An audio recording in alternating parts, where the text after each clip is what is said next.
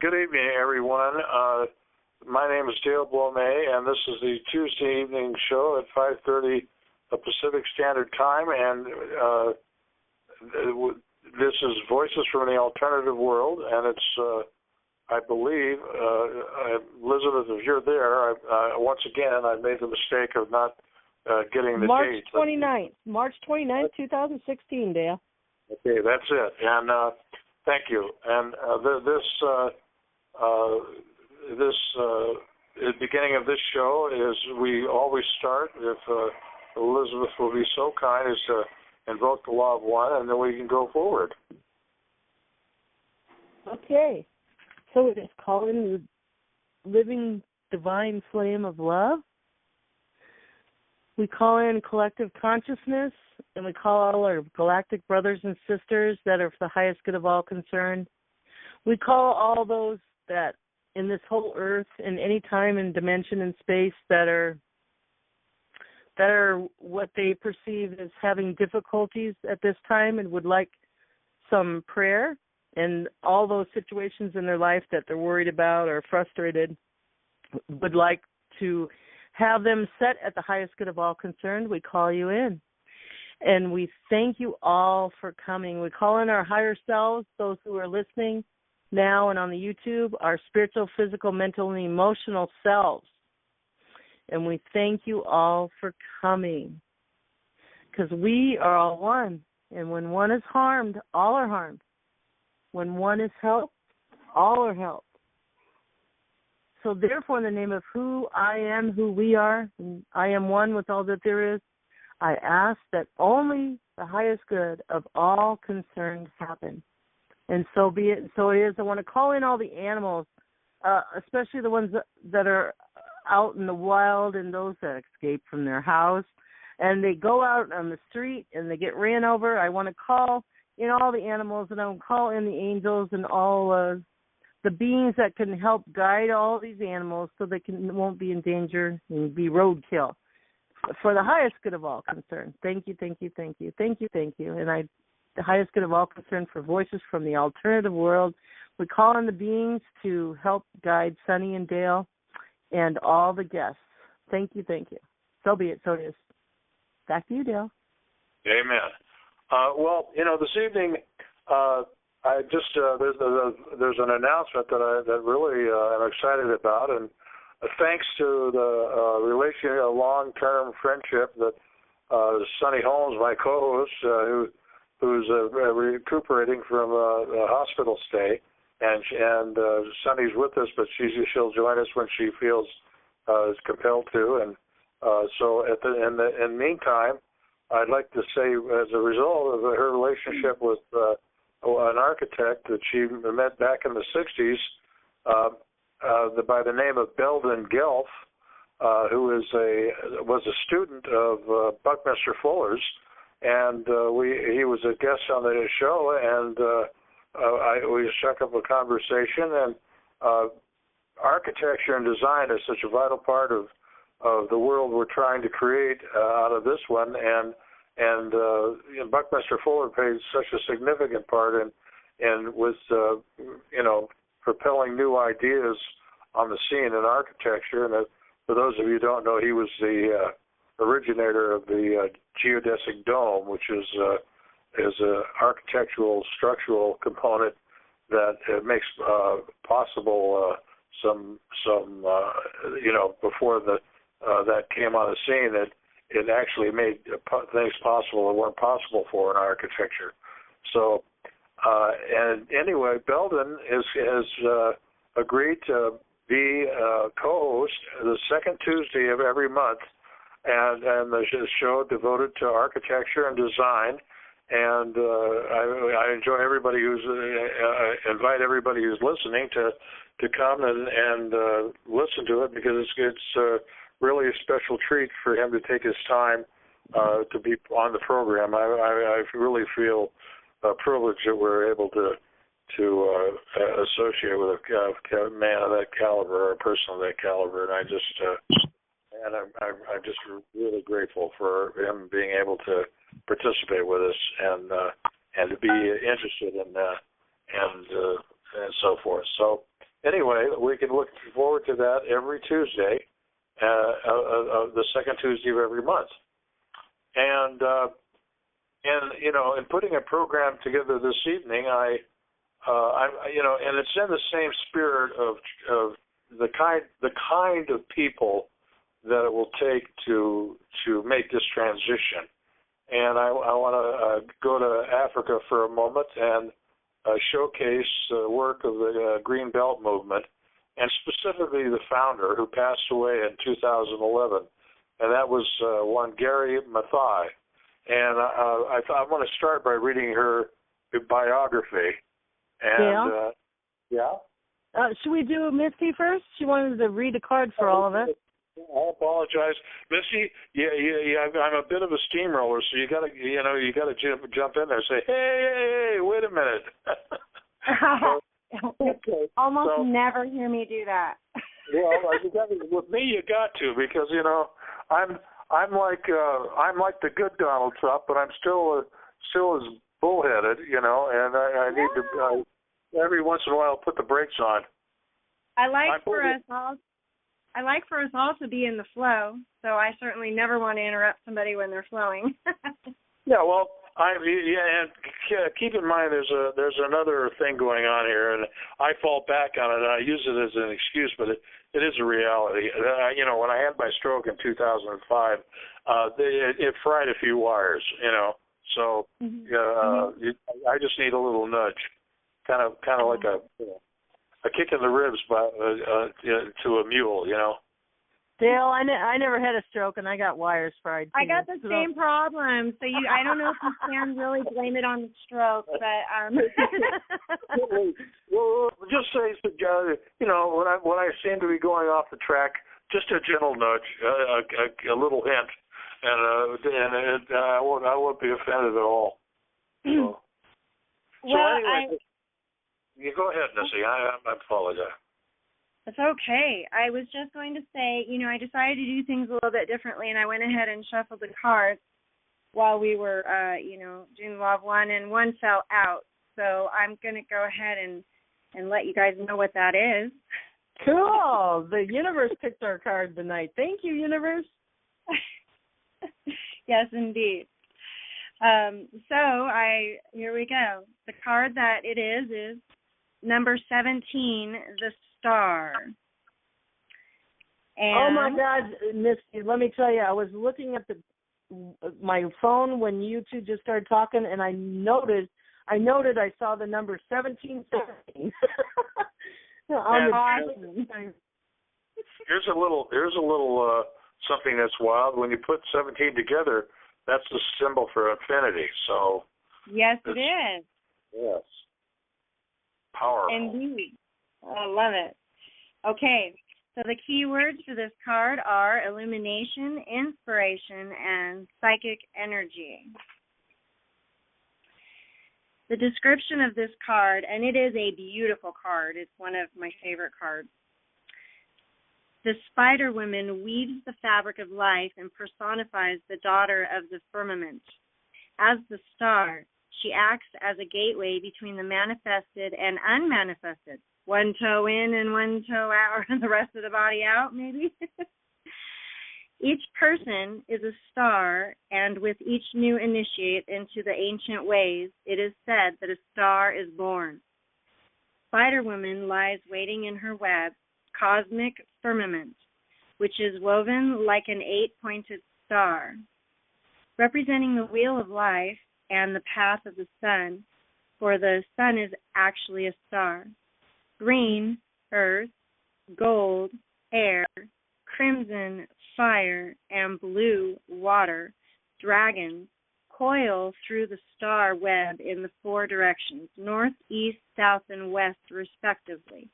So there are these dragons on the card, and they're beautiful, and they're green and blue and red and gold. The dragon energy runs throughout the Earth, the galaxy, and the cosmos as primal creativity, energy, and vibration. Dragons indicate cosmic mind in motion. Droplets of the water of life feed the drip off of the stellar web like morning dew into a pool below the shape-shifting woman. 7 smaller stars surround a central star in the magical web.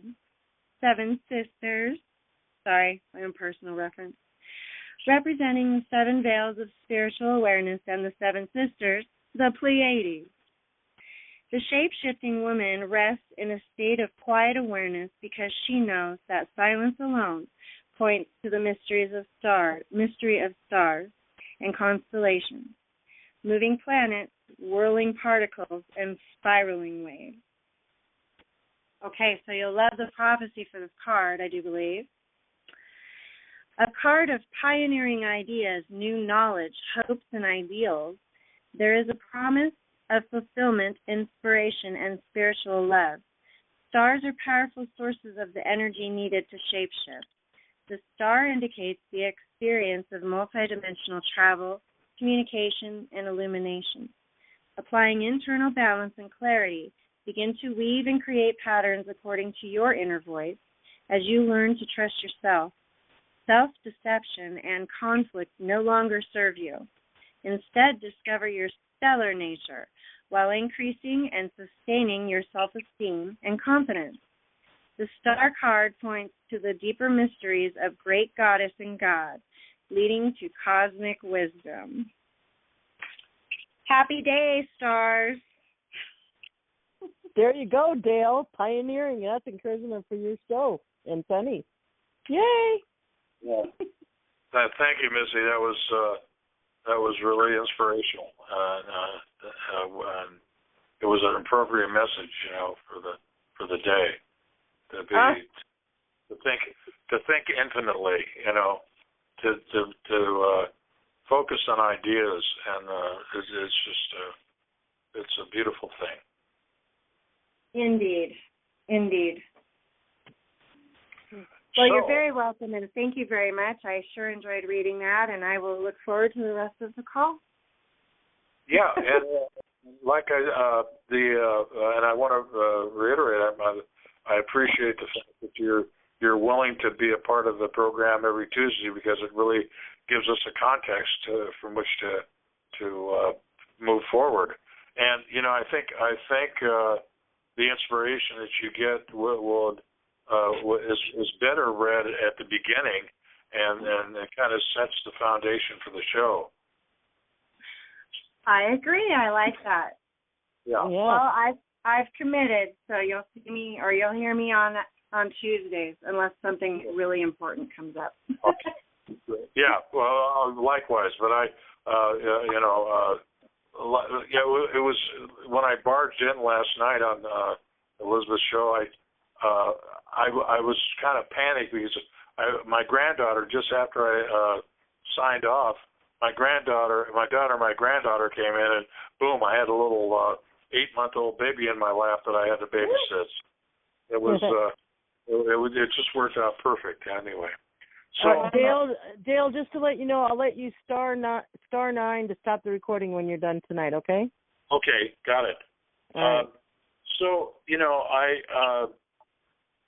and this is interesting because this particular individual has passed away, so she is in another alternative world, and as we shape this thing and we look towards look for direction and to move forward, I think she's such a profound part of everything that's going on right now. And probably everybody that's listening in this audience knows her, and I think to showcase occasionally individuals that we feel are of a like mind and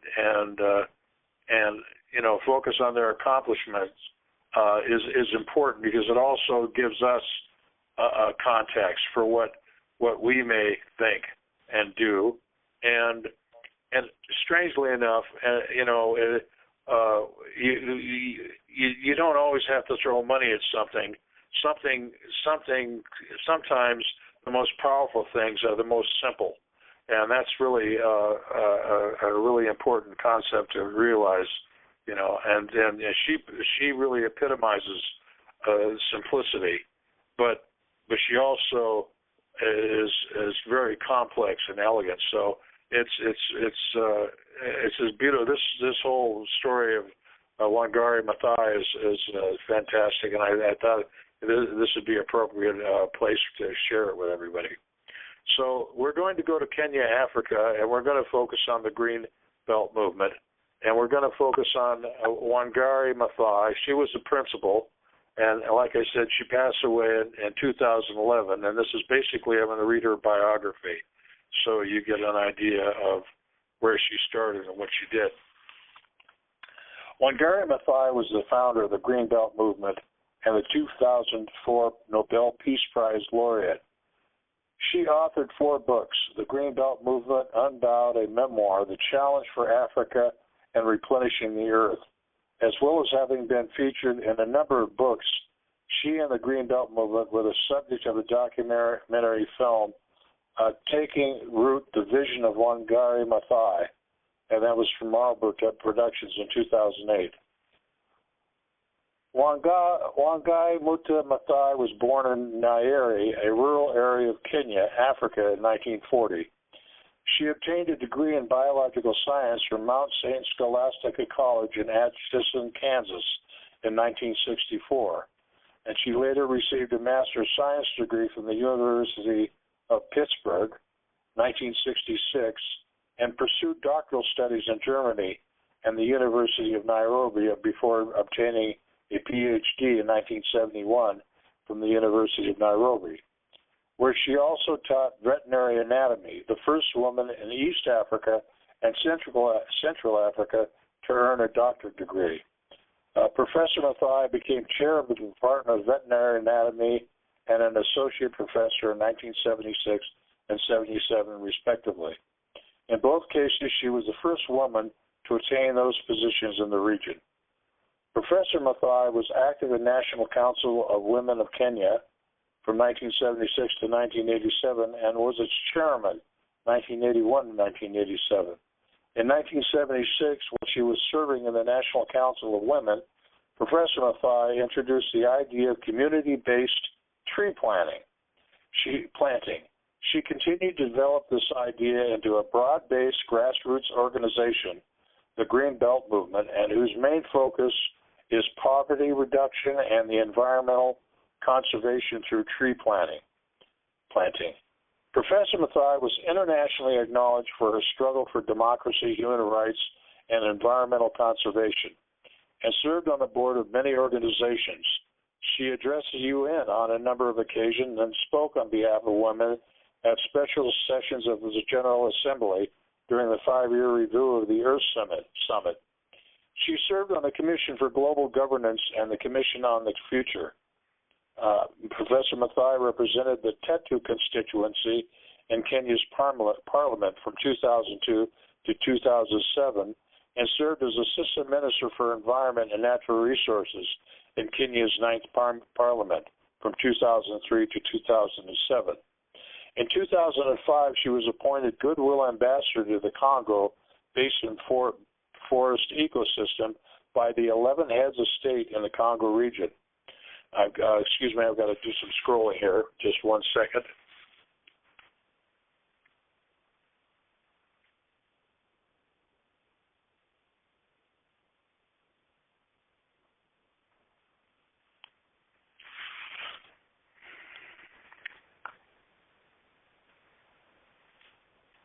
Okay.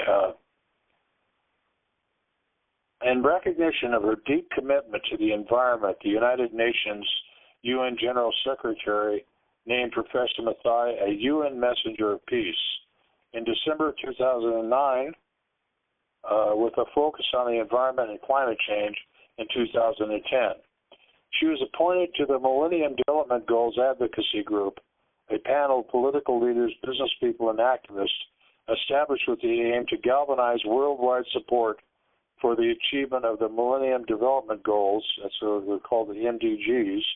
Also in 2010, Professor Mathai became a trustee of the Karura Forest Environmental Education Trust, established to safeguard the public land for whose protection she had fought for almost 20 years. That same year, in partnership with the University of Nairobi, she founded the Wangari Maathai Institute for Peace and Environmental Studies. The Wangari Maathai Institute will bring together academic research in land use, forestry, agriculture, resource-based conflicts, and peace studies with the Greenbelt Movement approach and members of the organization.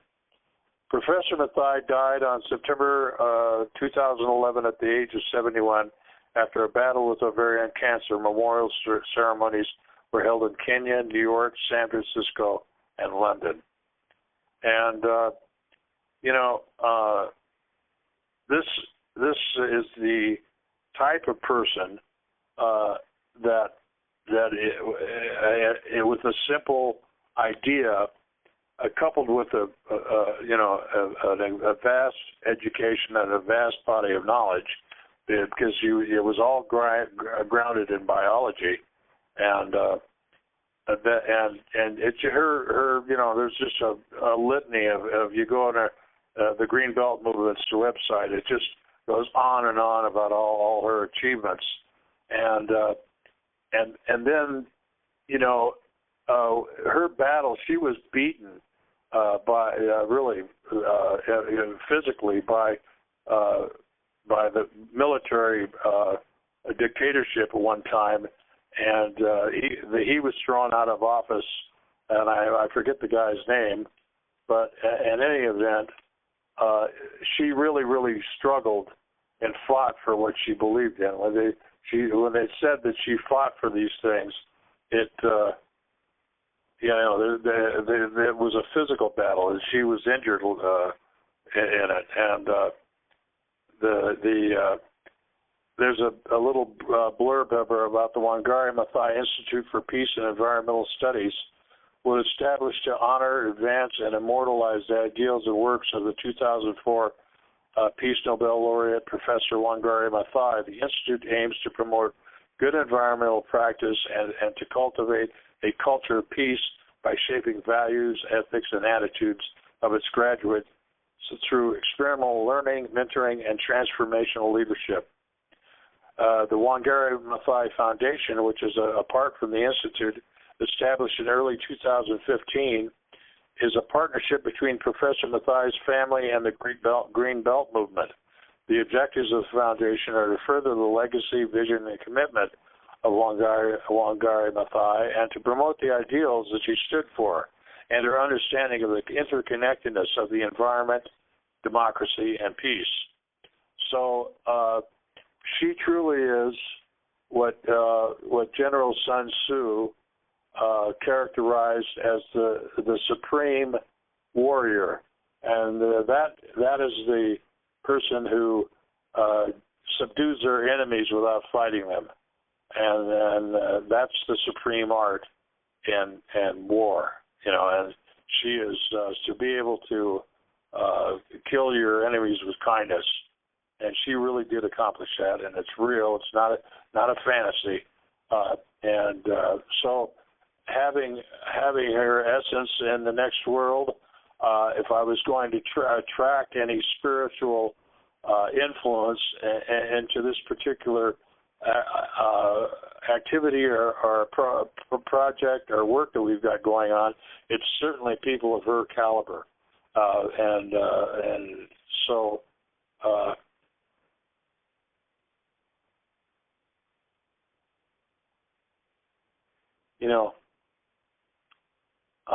This is just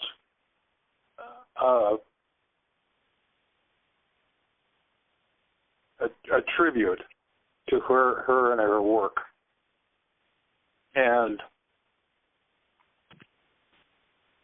these type of people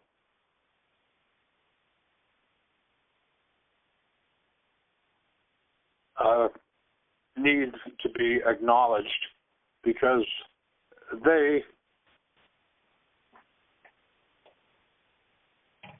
bespeak of the real power in the universe, and that power is in ideas and simple ideas, because really at the heart of it, she just wants to literally put more oxygen in the world, and which is sorely needed. And so that's all I have to say. And welcome any comments from anybody. I think that was very inspirational myself, and I certainly connected with her, and I hope to perhaps be considered one of those caliber of people in the future. Yeah, and that's and also this is the kind of people that we want to attract and get involved before they pass away. Yeah. That's because these are the potent, the important potent people in the world that are going to make a significant change, in our reality. Mhm. Mhm. Dale, this is Sunny. Could you spell her name out so I could, it's clear about, so I could look her up? Yeah, it's Sunny, the website is just if you Google the Green Belt Movement. Okay, and then Wangari Maathai is spelled, the first name is Wangari. Gari. And the middle name is Maathai, and that's Wangari Maathai.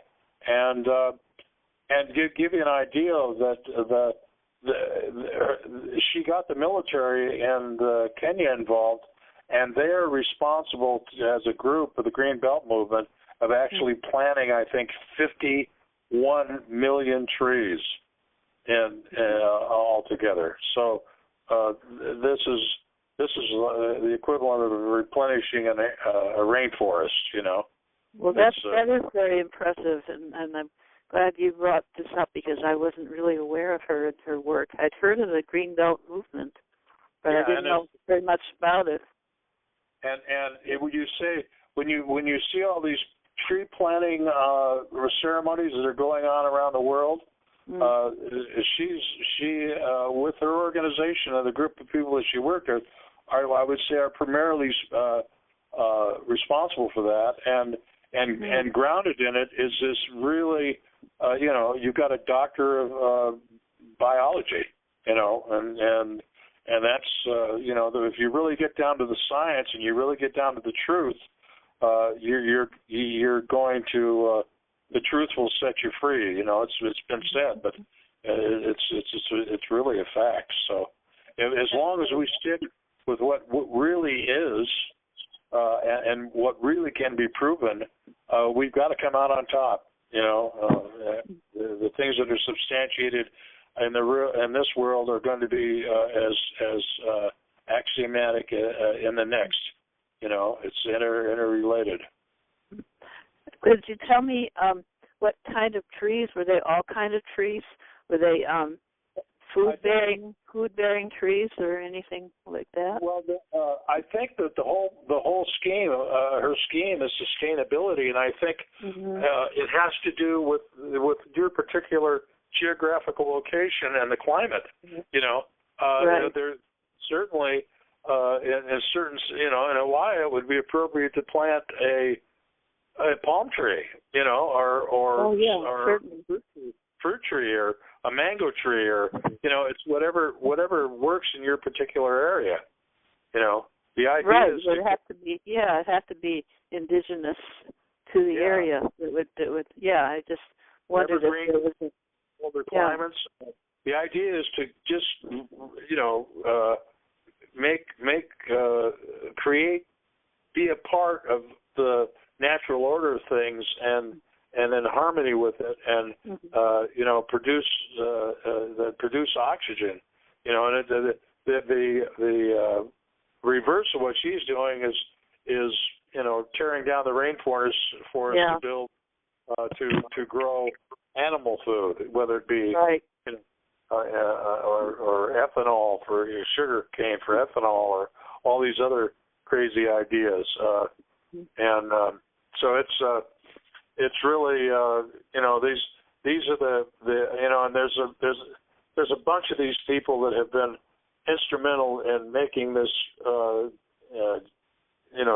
geometric change in the way we think and the way we live, and she's just one of those wonderful people,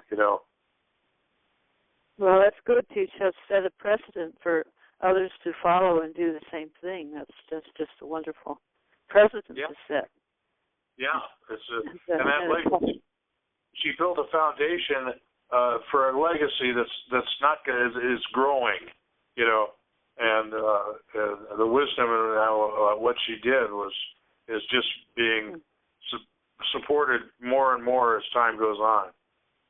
And she must have gotten lots of help from people around her, right? Oh, absolutely. All the native people there, that would, because she certainly couldn't do all that by herself, but she was the inspiration that got it started. Yeah, exactly. In my understanding, like John Olmsted and his trail building, he had a lot of inspired people to help him, to do all that. Yeah. Well, this, and I just it's an example of sometimes all it takes is planting a tree. That's the focus. It's not it's not it's not that we can't do it because we don't have $1 billion. The solution is right under our noses. We just gotta take the time to look for it and find it. Absolutely. Well, that's great, because that's you doing that and bringing forth somebody like that's done such a contribution, that there are probably many more people that we could talk about. Yeah, when it's like I said, when the opportunity presents itself, and there's never a shortage of subject matter. There's always something in that's relevant that we can fill an hour with so easily. And I just I've got several people in mind when to showcase, and it'll come around. There'll be those times when there's a little lull in things, and then I can bring forth somebody like this, and it provokes thought and inspires people to act. Sometimes you just need a little clue. And fundamentally, it's follow your inspiration. That's where everything comes from. Absolutely, I'm all for that. Just follow your inspiration, and I was thinking that I'd like to do a show about Hawaii. The more of an in-depth look at what's gone on in the Hawaiian Islands over the years, and the movement that started in the 70s, of the natives reclaiming their culture and heritage and music, and just along with all the other things that happened during these times, the Hawaiian culture has reemerged, and so I'd like to do something on that if I could find a Hawaiian native that could speak so much the better. Yeah, just putting that idea out there. I'll keep my eyes open, Sonny. If there's an opportunity for me to bring in, I've had a good friend that I worked with, and he's a chief of a Samoan tribe, and a lot of his family are Hawaiians, and they're deeply spiritual people, and they're very connected to the land, and it's sacred to them. It really is, yes, very much.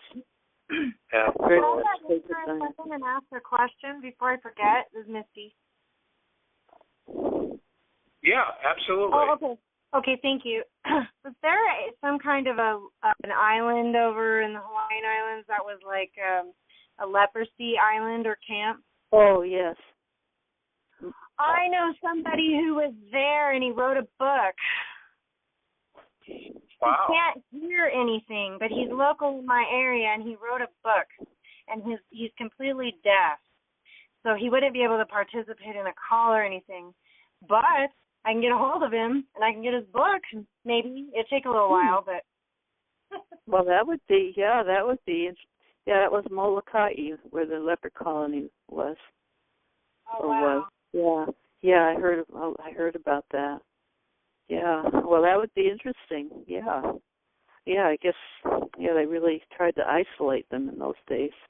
And then there's the Ho'olave Island that was used as a bombing target by the natives and by the Navy. And then there was a movement of Hawaiian activists that went over there and stood their ground and reclaiming the island, and that this happened I believe this happened during the 80s. I was living on Maui. I heard about this. And that they were successful. Well, as far as I know, they're no longer using it as a target. As far as I know, I'd have to look into it and get an update on that situation. Yeah. Yeah. The other anti-war effort that I thought was fantastic, I don't know what the status of it is now, and hopefully they have the same policy, but they don't allow any nuclear warships in their harbors, at all. And I think maybe the political pressure that was put on their island and it affected their economy so badly that they may have been forced to at a later date, but at one time, and I'll look into that if that ban for nuclear warships is still in effect. But I thought that was courageous from a standpoint of a small country like that to stand the ground. Yeah, Hawaiian. You're talking about the Hawaiian Islands. Yeah, and I remember saying there was a similar effort in New Zealand. Right. Yeah, and I thought that was. Yeah, I never knew. Well, all the time I lived there, I never knew of those kind of warships being in the harbor. So that was good. This wasn't in Hawaii. This was. I was speaking an example of the same type of anti-war strategy was employed in New Zealand.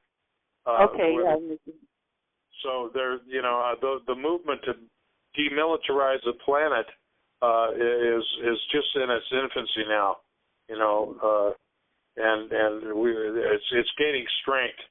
The Ted Turner is a big. He wants to eliminate the armies of the world all over the place. He says it's just a waste of time and money. It doesn't accomplish anything.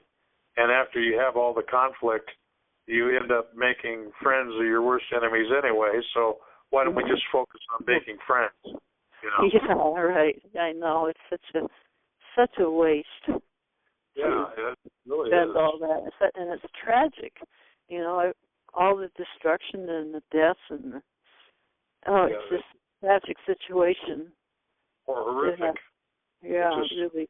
Words that are these little families and children have to suffer. It just breaks your heart. Yeah, and even the soldiers, they come home with PTSD and all kinds of, losing their limbs and everything. It just changes people's lives forever. It's just a waste of a young man's resource. These young men could be doing so much good in our country. I don't know. Yeah. I don't know if this statistic is accurate, but I heard that there are actually 20 soldiers a day that are committing suicide. Mm. You know, and they may not have been injured physically, but they were so damaged. You know, some of them may have been injured physically, but they're so damaged mentally and spiritually that they just take their own lives, and it's a record. It's a record that never existed before, you know, and so that's another tragedy that's visited upon. Yeah, sure, I know, because they've seen and done things that they just wouldn't, you know, it just could changes their psyches forever to have to see and do those things that they do when they're in war. And I think a part of it is they can't their conscience can't reconcile the fact that a lot of those people that were killed were non-combatant innocents. Right. Yeah. And they're supposed, you know, I couldn't even begin to just visualize in my mind what I would do if I felt I was responsible for killing innocent children. Jesus. Oh, I know. They just follow, you know, they're following orders, they say, but, you know, and if they don't do what their commanders say, then they get court-martialed or, you know, anyway. But, you know, they're like automatons, just going into these villages and just wreaking destruction on families. And because, you know, when we look back and see how much warfare has gone on over the centuries and millenniums, and well, consciousness is rising. We're glad of that, and more and more people are you know that this is not the way to live on the planet. Yeah, it's not the natural order of things. Mm-hmm. And you know, when they talk about survival of the fittest, even the alpha predators in the animal world, they don't just kill for the sake of killing. They only kill what they need to kill to eat and survive. And we don't need to kill animals. We certainly don't need to kill our fellow man. Yep. Well, some cultures may have believed they needed to for certain periods of time, but I believe that the whole planetary consciousness is changing, as we've been talking about, and evolving, and things aren't like they used to be. And, you know, it makes me wonder sometimes when, you know, because we greatly admire the spirituality of Native people, you know, Native Americans, and, you know, they're so close to the earth, they're caretakers of the planet, and that sometimes it just amazes me when I think of the things that they are used to doing to animals. You know, I mean, it's been part of their culture, you know, to you know, rip out the heart of a buffalo, you know, or but you know that's been their sustenance for a long time, and they really admired and honored those animals. You know, they didn't. It wasn't like wanton destruction like commercial meat factories like we have now. But they honored the spirit of the animals and showed a lot of gratitude. But at the same time, wow, you know, things that they did, I couldn't stomach. Growing up in Alaska, in the Eskimo culture, the animals were sacred, and there was always a ceremony connected with their death, and it was always every part of that animal was used. There was nothing that was wasted, you know, and that was a gift. That was a gift from the Great Spirit, and the Eskimos have another name for them that I've forgotten. But you find that through all the indigenous peoples, from the Bushmen in Africa and the Aboriginal in Australia, the Indians in South America, and the Eskimos in the north, and there's that component, of that. It involves our ancestors too. That we in the Asian cultures where they have to honor their ancestors, that they're a living part of their world. They're not just figments of somebody's imagination. They just say, well, so they passed on, but they're a part of their everyday life, and that's we don't have that in the modern Western culture. We don't make our ancestors a part of what we're doing. We're independent and self-sufficient, and we use the word freedom, to justify and rationalize all our behaviors, and we really have a lot of responsibility, not only to our the young ones that are coming up, but we also have responsibility to the ones that have passed on, that we have to honor. Mm-hmm. Yes, absolutely, and honoring ancestors, honoring elders, because elders have wisdom for having lived that long and being just. Yeah, hopefully, you look at some and you wonder, because.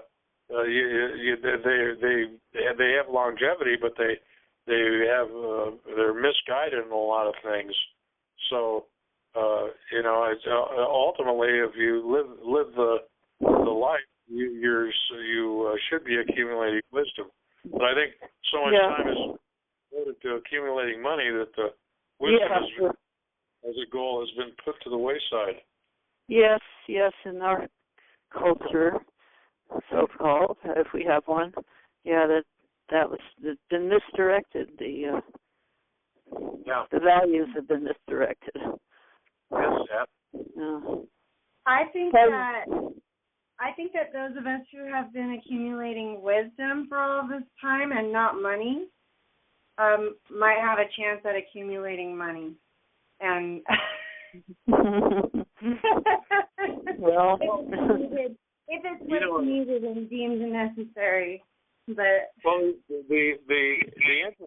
interesting thing that's taking place is Warren Buffett and Bill Gates and Melinda Gates were on I think it was maybe it might have been 60 Minutes with Charlie Rose, and they have realized what a dangerous position we're in economically, because all the wealth is concentrated in a small number of people, and the money's not circulating. So they've formed this billionaires club, and their goal is to get 160 billionaires that give away half of their fortunes to philanthropic ideas, and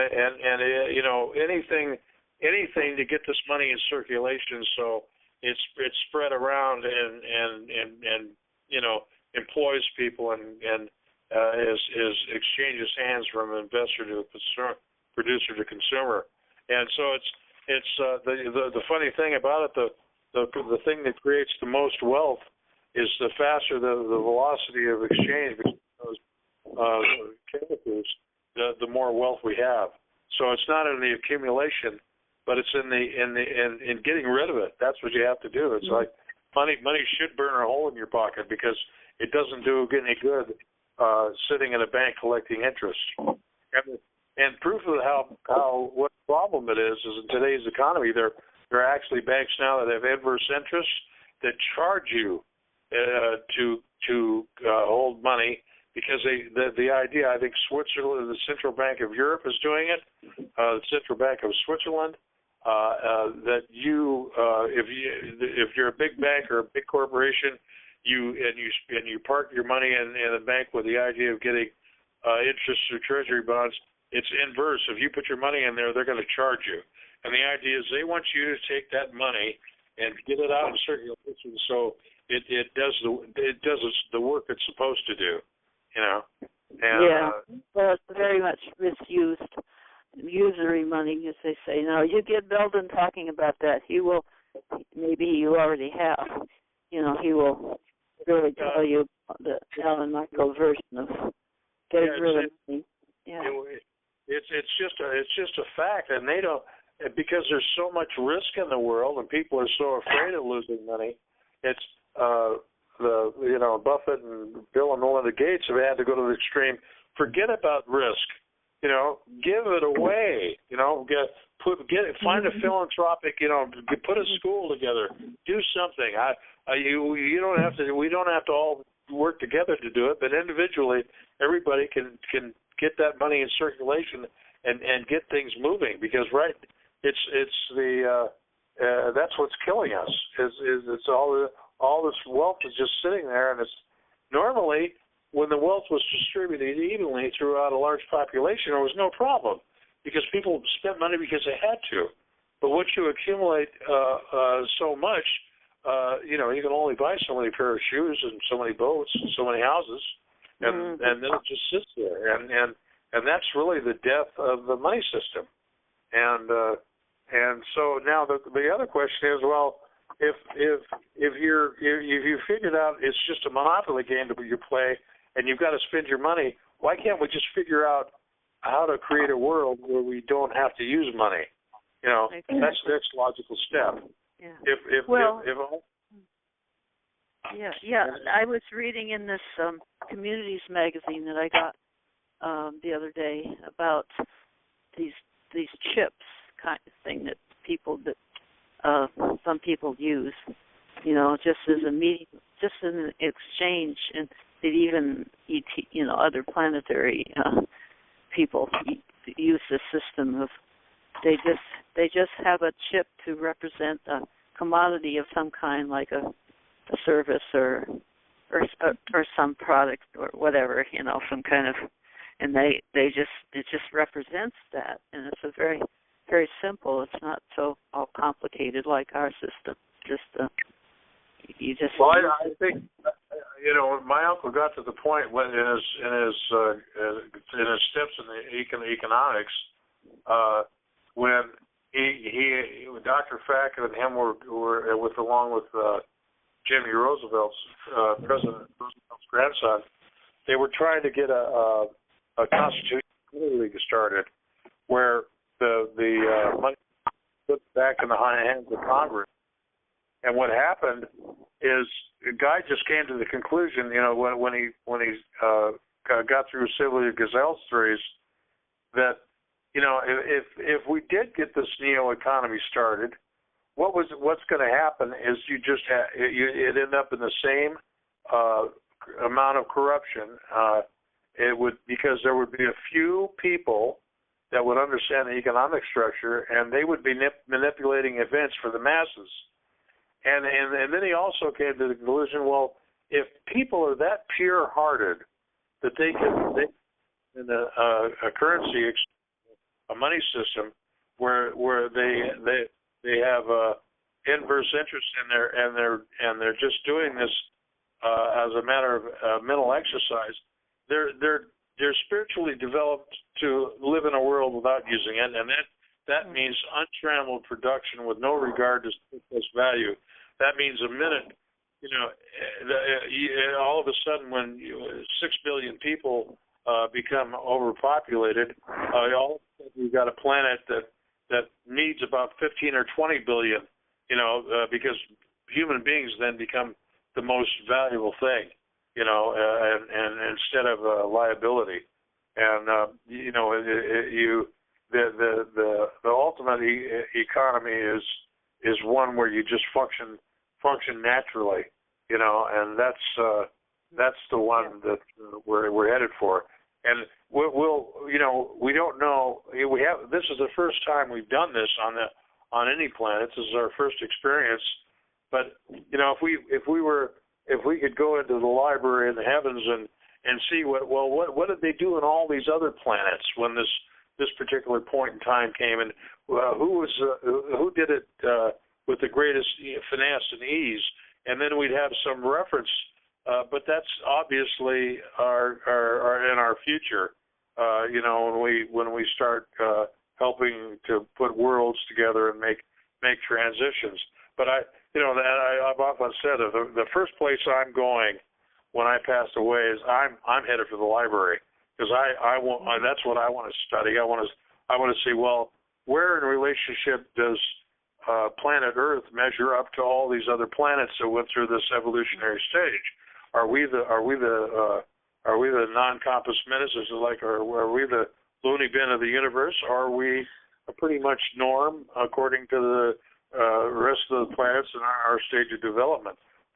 Right now, we don't have anything to measure by. We're just going by what's happening to us, and that's natural. But I have a desire to really, want to get in there and study that, and so that whatever part I play in the universe in the future, then I'm gonna look for, well, this way seems to work. Have worked on all the examples that I see in the universe better than that way. It's just a matter of direction, and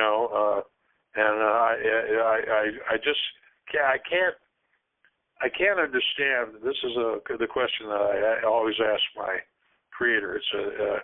And I can't, if I was God, let's put it this way, if I was God, and I had power over mortals, believe me, with what I understand now, the last thing I would give them is a nuclear weapon. I would, and here's the devil in the details. That okay, well, the first thing I do is I put a muzzle and a leash on a human being, and then I look at my Creator, and he looks at me, or she looks at me, and she says, "Dale, they have to learn. Yeah. You have to be free to learn." It's just like, and then I feel like what a dunce. Yeah, he says, yeah, ultimately you can have all the highest spiritual influences in the world, but the kid still has to learn. And for all intents and purposes, we're pretty much still in the sandbox stage. We're like little toddlers, and the presidential candidate Trump, if he isn't a little kid, I don't know what is. The way his behavior is like a little a spoiled kid. And so you have to look at where people are in relationship to their own spiritual growth, and then you can look at, well, it's rational why the things are so messed up, and all we can say is, well, please give us more light so we can live more intelligently, But you gotta crawl, and you stand up, and then you start walking, and so this process of growth on this earth is slow but sure, and slow and steady but sure, and they have reasonable expectations, but I'm really seeing some very, very bright spots in all of the in this process, and I'm continually the more I look around the world around me, the more optimistic I am. Well, yes. We need to look for the optimistic spots. We need to focus on those things rather than everything's going to hell in a handbasket, like some people would say. My pop, he's 90. He's going to be this year. He's going to be 96 years old in November. And when I bring up the issue of the Middle East, and he just laughs, and he says, "Well, Dale, we're just getting to know each other." And then he reflects. Now remember, it wasn't that many years ago that the Japanese and the Germans were our mortal enemies, and they're now our best friends. So apparently, we have to go through these little glitches and to get to the next step. Where we help playing out these scenarios, the deadly scenarios.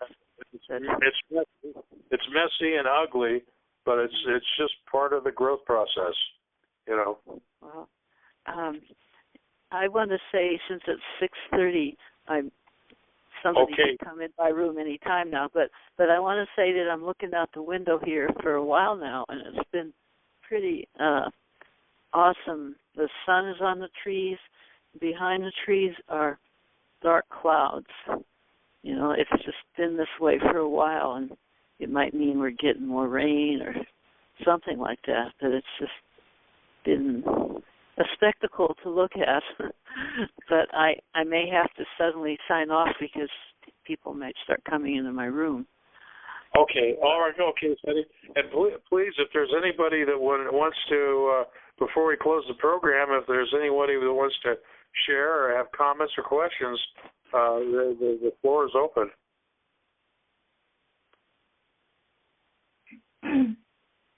I just want us all to hold a special prayer in our heart for, oh my gosh, so sorry, for Sunny today, since she's in the hospital, and pray for nothing but healing and peace. And Sunny, you sound great. You sound happy. You sound like you're doing well.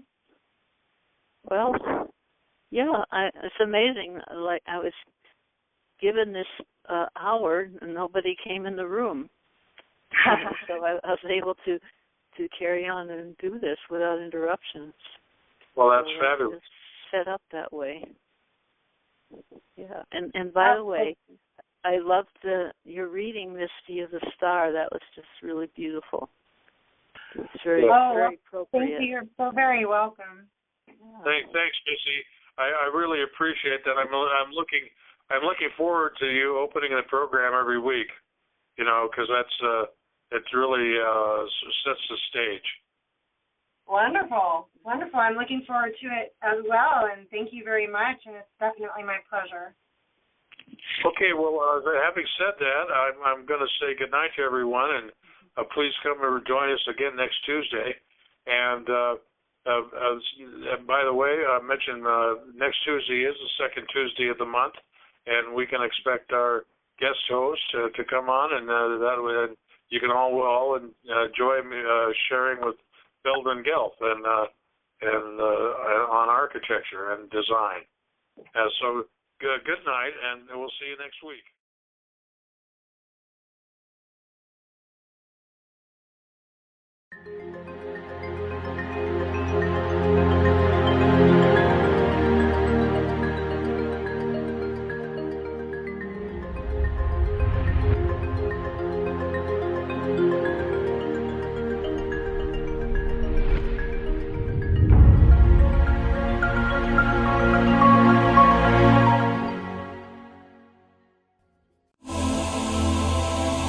Are you looking for healing or a change in your life to help you enjoy it more fully?